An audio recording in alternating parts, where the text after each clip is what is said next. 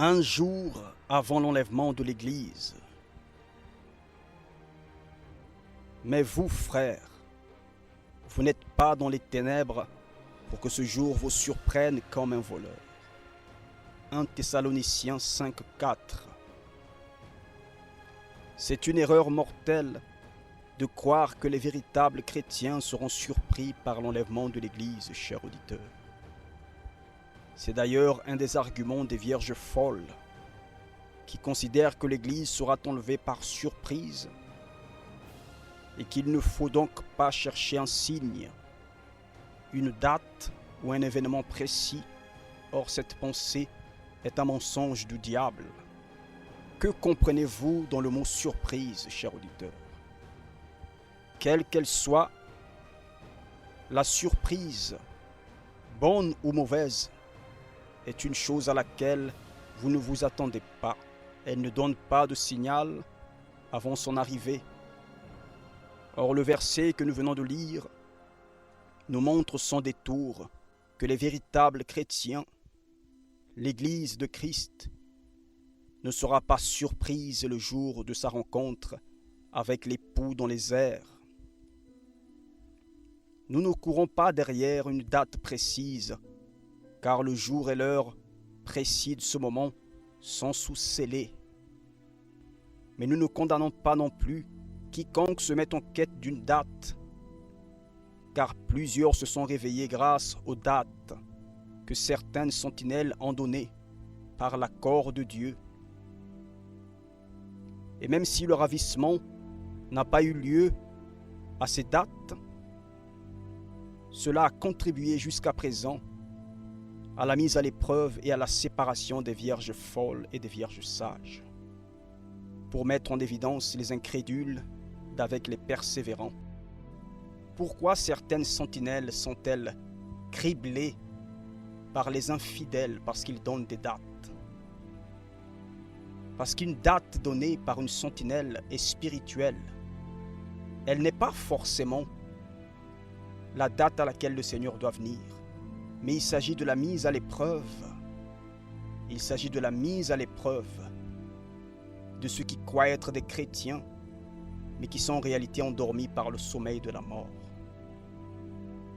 Les dates sont-elles importantes? Oui, elles sont importantes et même primordiales. Elles contribuent aussi à la préparation des vierges. Car qui ne veut pas savoir le jour et l'heure du retour du Seigneur? Il n'y a pas de mal à chercher une date. Il n'y a pas de mal. Le Seigneur ne l'a pas interdit. Alors malheur à quiconque, dans sa folie, s'élève contre une sentinelle qui a osé donner une date. Et que l'Éternel bénisse toutes les sentinelles de la terre, qui œuvrent jour et nuit à préparer son Église.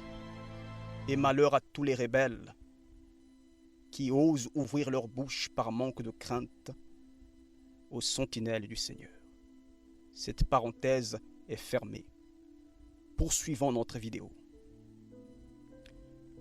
Comme il est écrit en 1 Pierre 4,17, le jugement doit commencer par la maison de Dieu avant d'atteindre les infidèles. Et nous croyons que ce jugement va se produire la veille du jour J, afin que se fasse le tri et que le sort du monde soit scellé.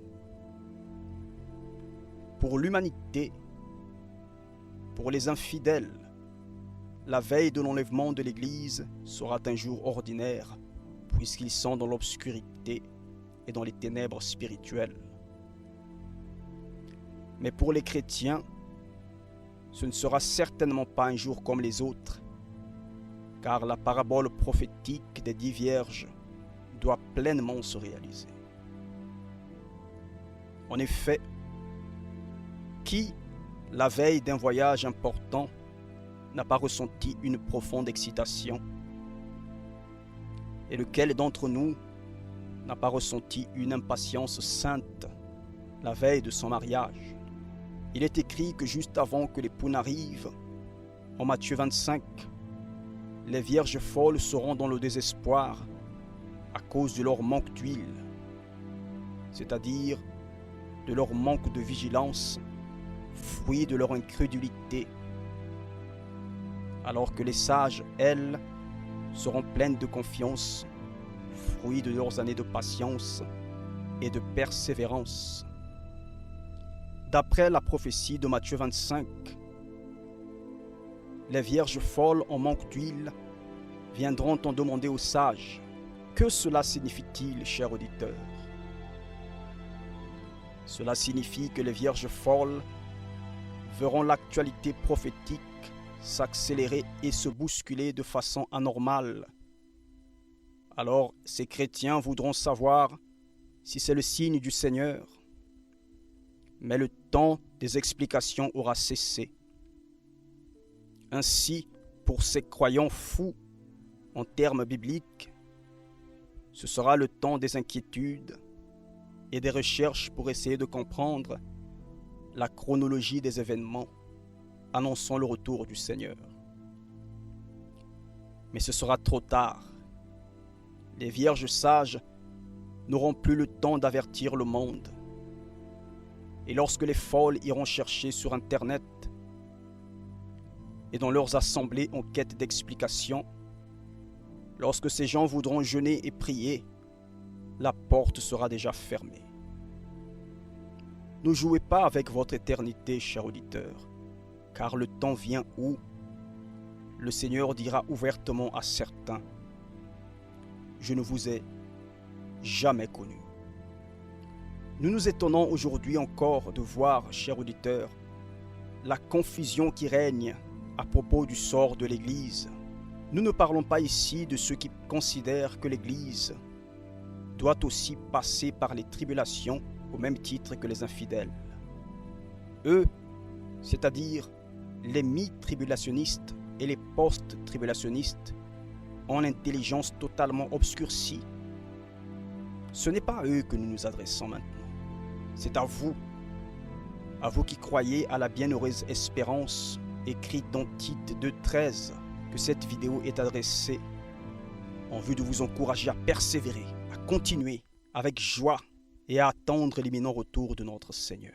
Depuis l'alerte de nos frères en septembre 2015 en vue de la préparation des Vierges, quel est votre état d'esprit?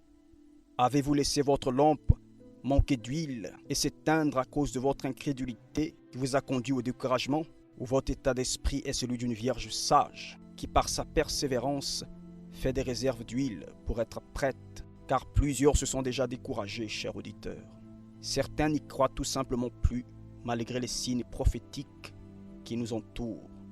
Dans quel état d'esprit êtes-vous maintenant, chers auditeurs? À bientôt pour notre prochaine vidéo.